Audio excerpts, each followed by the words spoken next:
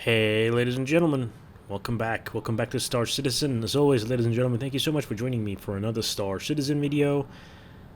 And let's go ahead and start today's video. So in today's video, I have something a little bit special for you guys. So this is the Battle of the Hornets. This is more specifically the Battle of the Super Hornets. So guys, the Super Hornet. I've owned the Super Hornet for a very long time.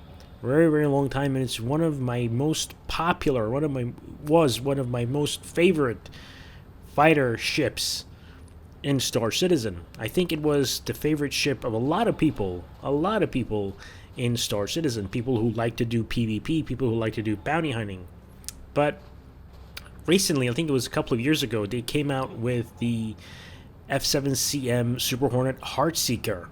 So this is just a variant of the normal Super Hornet, and I wanted one for a very long time. I think 3 years. I've been wanting to get one for 3 years. So I finally managed to get my hands on the F7CM Super Hornet Heartseeker this Valentine's Day. So it's available on Valentine's Day only.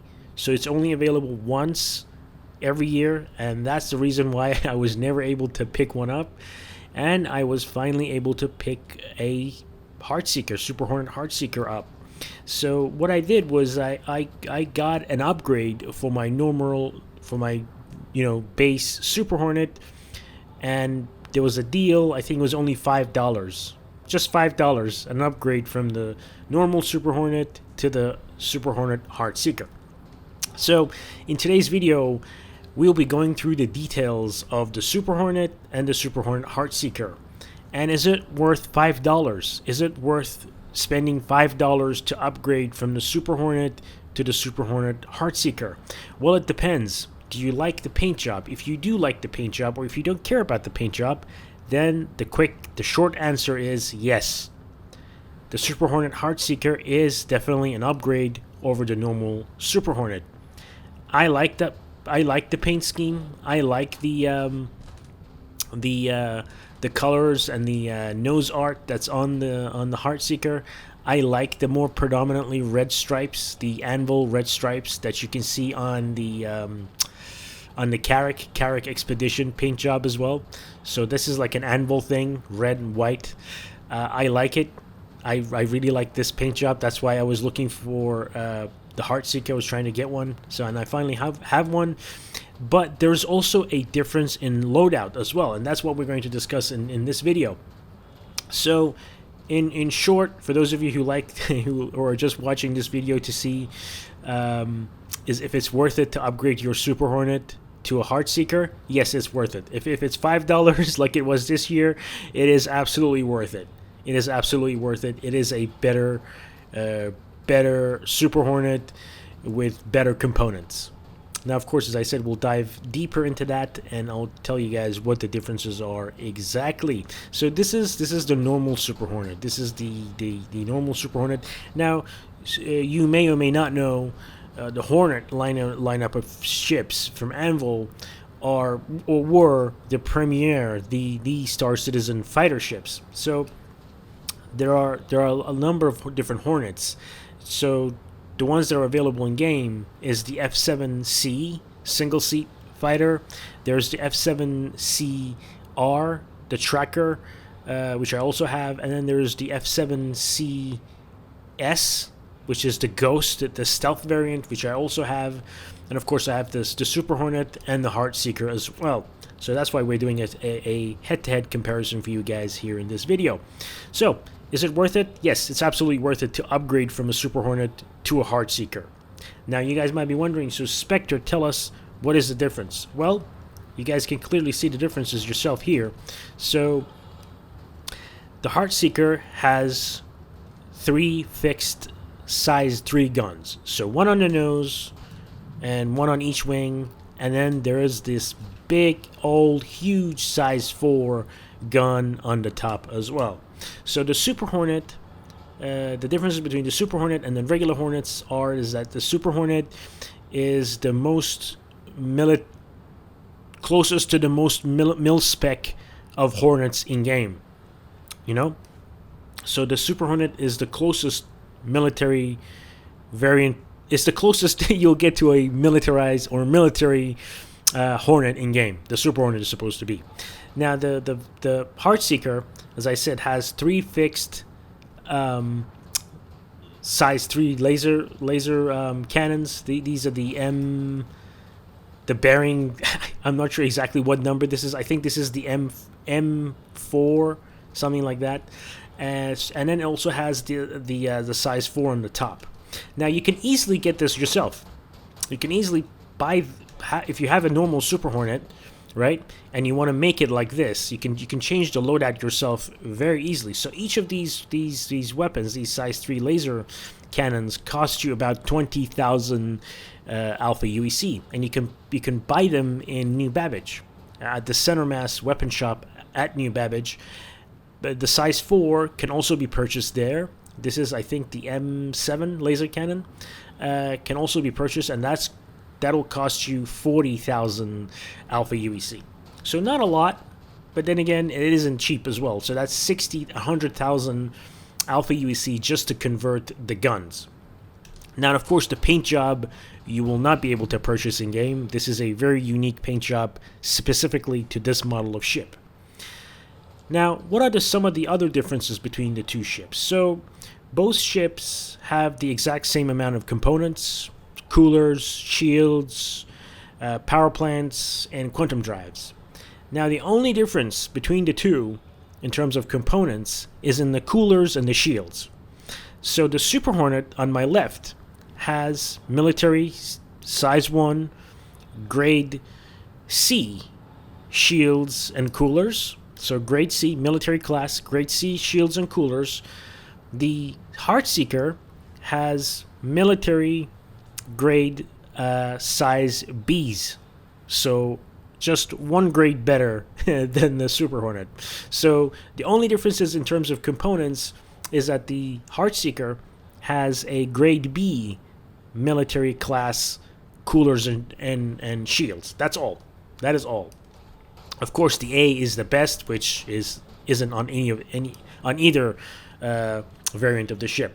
So that is the only difference, guys. The only difference besides the paint job between the Super Hornet and the Heartseeker is the guns and those 2 shields, which are just 1 grade better, and the 2 shields, which are just 1 grade better.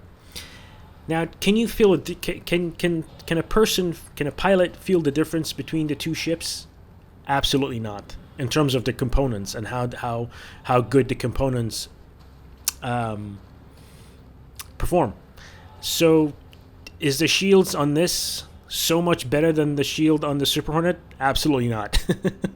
There's absolutely zero difference. I can't see any difference in performance. Is there a major performance in the guns? Yes. Yes, 100%. 100%. This setup that the Heartseeker has with the 3 fixed laser cannons and the size 4 laser cannon, this thing packs quite a lot of punch. This is a much better setup than what the normal Super Hornet has. And now let's talk about the loadout on the Super Hornet. So the Super Hornet has this chin turret. It has this chin turret, and the chin turret allows you to load 2 size 1. So these are size 1s, repeaters, laser repeaters. So now the differences, guys, between the two is that the Heartseeker's weapons are fixed. So this is a size 3, and it's fixed. You won't be able to rotate or gimbal the weapon by itself. But when it's on a chin turret like this, or when it's on a gimbal, the weapon is smaller, but it can be moved. So it's easier to shoot ships in a dogfight. So these are 2 size 1s on the chin turret. Obviously, that are gimbaled, that you can move.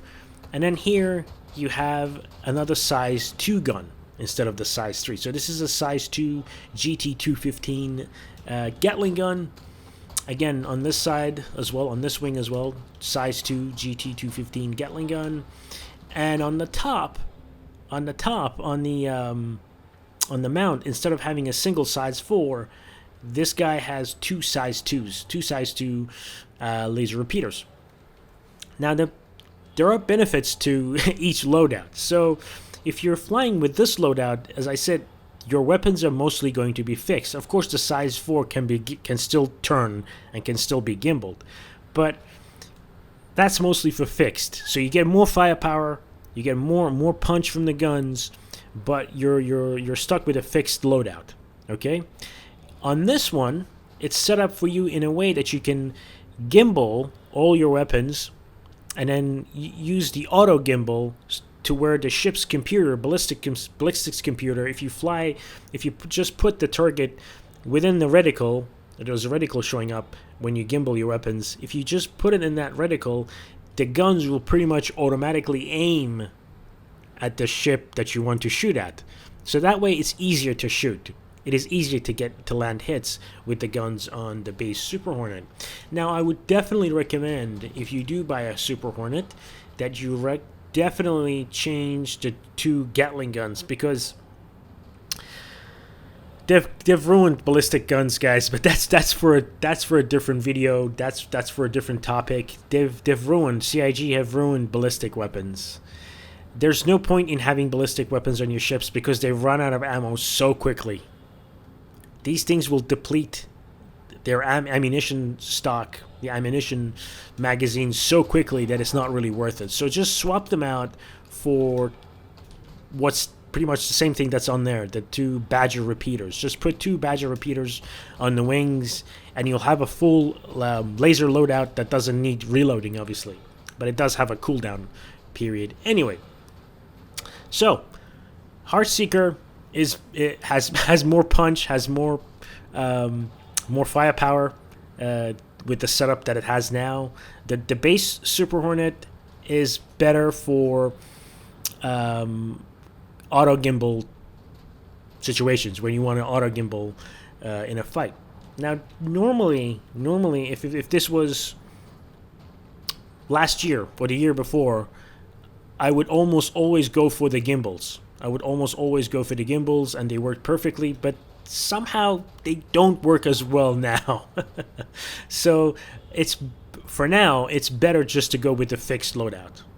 So then we come back to the original question. Is the F7CM Super Hornet better, or is the Heartseeker better? Well, definitely the Heartseeker is better. If you can get it for $5, a $5 upgrade for your normal Hornet, please do. Absolutely, it's 100% worth it.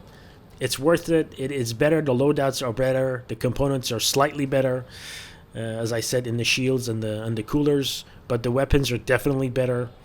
And in my opinion, again, that comes down to your personal preference. But I think the paint job and the nose art definitely is better than the normal Hornet as well.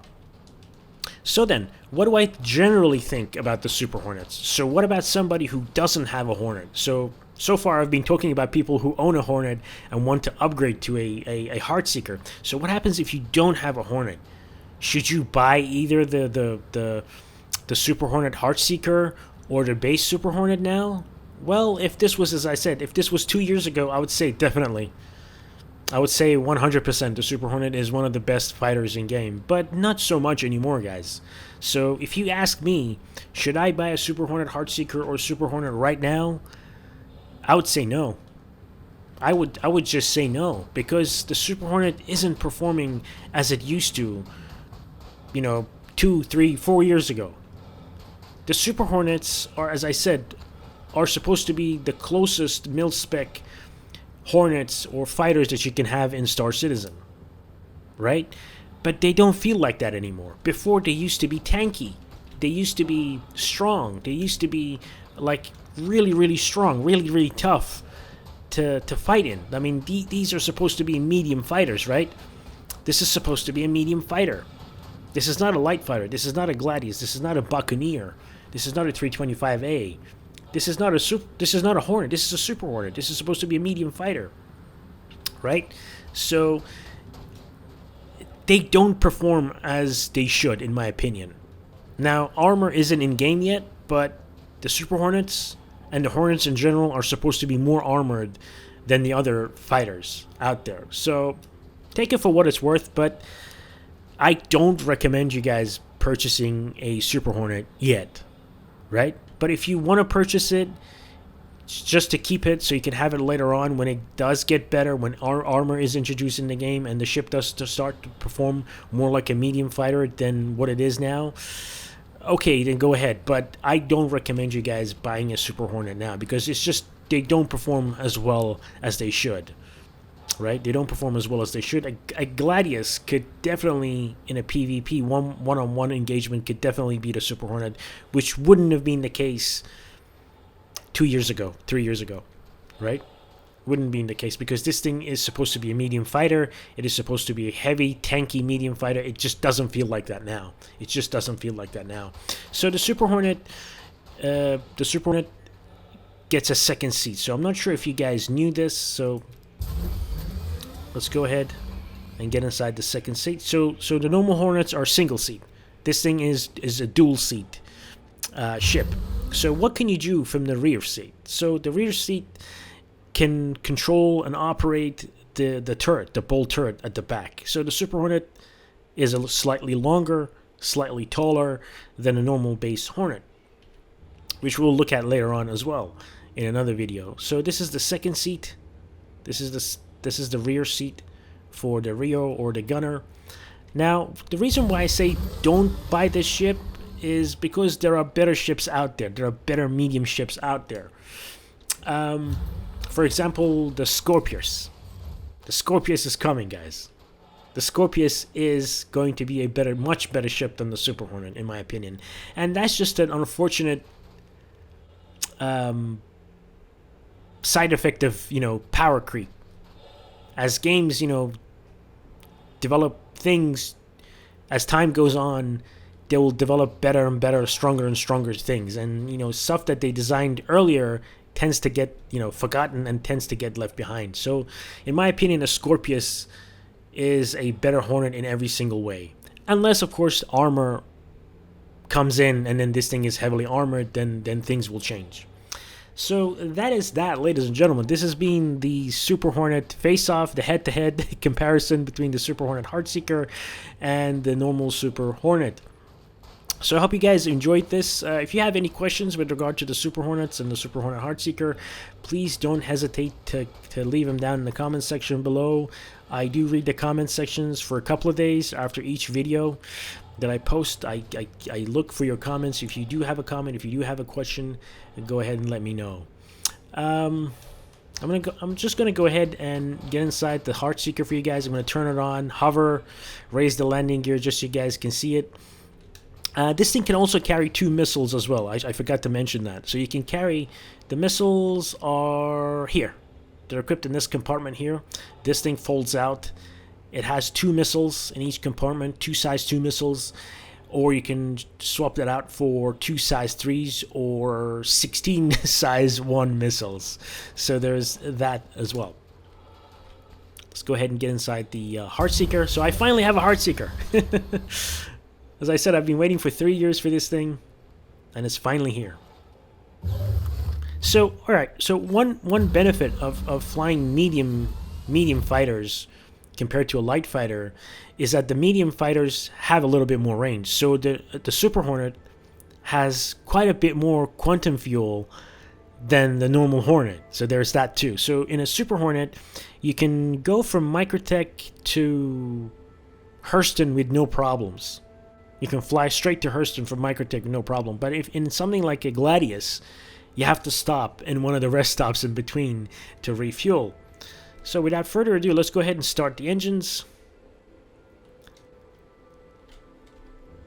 Come on, start the engines. Sounds good.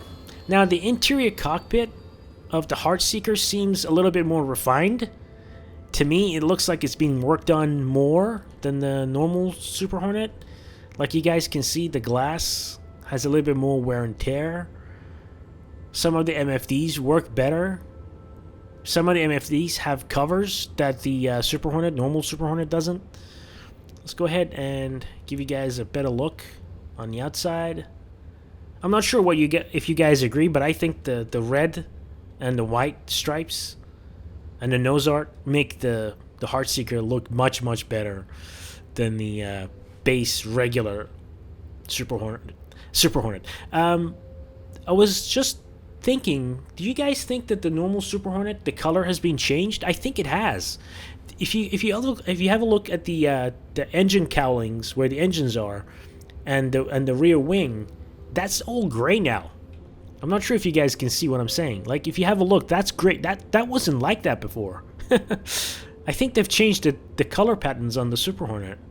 But anyways, let's go ahead and take off.